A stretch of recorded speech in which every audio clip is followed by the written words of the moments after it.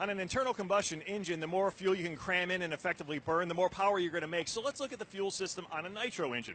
This is standard issue in terms of fuel pumps you'll see in a nitro engine. It's a 4-stage mechanical pump, and what I mean by mechanical is the fact that it's not electric. It is spun on this little shaft here as the engine spin. This tied to the camshaft itself. Now, what happens is fuel is drawn in through these ports here from the fuel tank out through the engine right here.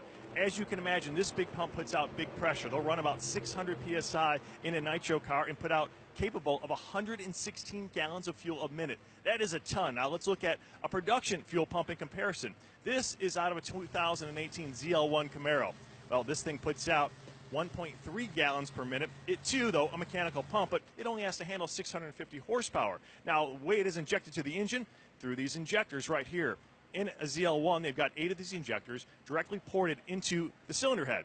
Well, in a nitro engine, there are a bunch of injectors. You come over here and take a look. You've got 8 to 12 going into the supercharger, and you've got 8 to 16 going into the intake manifold. What you can't see are the 16 standard issue ones that go into the cylinder head.